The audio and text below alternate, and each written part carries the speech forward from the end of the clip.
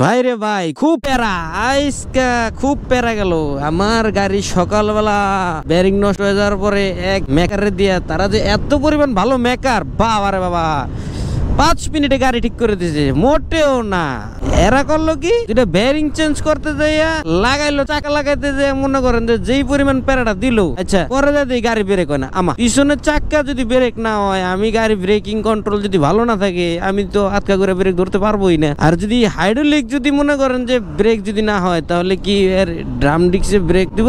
অবশেষে পরে আরেকটা মেকারের দোকানে আসলাম, সেখানেও ব্রেকটা লাগাইলাম। এখন ব্রেক মোটামুটি দেখেন কিভাবে জ্যাম ধরে, দেখছেন কেঁপে ওঠে।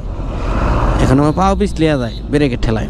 আচ্ছা যাই হোক, অবশেষে ব্রেকটা তো ঠিক হয়েছে। ওরে বাবা দেখেন, এত বড় বড় গাড়ি, আমার যদি ব্রেকই না থাকে তাহলে কি ঝামেলা। ঝামেলা না অনেক, এই কারণে রাস্তায় অবশ্যই ব্রেকিংটা ভালো রাখতে হবে। আর এখন বাজে হচ্ছে 11:50। মোটামুটি কুয়াশা এখনো আছে, দেখেন কুয়াশা এখনো আছে। আর এখন আমি গাড়ি টানতেছি 66 করবো, যাইতে হইব। আর মনে হয় ধামরাই রোডে প্রচুর জ্যাম জটের কারণে সম্ভবত গাড়ি সব এদিক দিয়ে ঢুকছে। আচ্ছা যাই হোক, আমারও দিনটা ভালো। দিন ভালো না হইলে কি সকালবেলায় প্যারা নিতে হয়? সকাল মেজাজটা খারাপ হয়ে গেছে। এখন বেরিংটা যাওয়ার সময় পাইলো না, এটা কোনো কথা ভাই? পকেটে আমার তো পকেটে কত টাকা আছে আমি জানি। এখন আমি তো আসলে দেখেন আল্লাহর কি কাজ, সকালে টাকা যাচ্ছিল, আমি ওয়ার্কারে দিয়ে কইছি তোরা যা, আমি আসতেছি। তাহলে আমার হিসেবে বললাম তেল ভরার টাকা হইলে আমার হবে। গাড়িতে আসলে ওরকম আমার কাজ থাকে না, আমি গাড়িতে ওরকম কাজ রাখি না। দেখেন হঠাৎ করে কি কাজটা হয়ে গেল। এই সময় যদি পকেটে টাকাটা না থাকতো, তাহলে আমি কি একটা বিপদে পড়ে যেতাম। অনেক সময় হয় আমাদের যারা বিজনেস করে, অনেক সময় ওয়ার্কার চালায়, টাকা পয়সা দিয়ে শুধু গাড়ি ভাড়া টাকাটা রাখে, এরকমও হয়। হ্যাঁ, আবার কোনো সময় দেখা যায় টাকার কোনো বিকল্প থাকে না, মানে টাকাই আর টাকা, সিনিমিনি খেলে অনেক সময় ডাইনি বামে টাকা পড়ে যায়। তো হিসাব অনুযায়ী ঝামেলা পার হইলাম। তো এখন যাইতে থাকি, দেখি কি অবস্থা। যেহেতু রাস্তাঘাটও ওরকম ভালো না, পরিবেশও ঠান্ডা, এই বড় বড় গাড়ি এনে ঢুকে। এখন এই দিন শেষে যাইতেছি,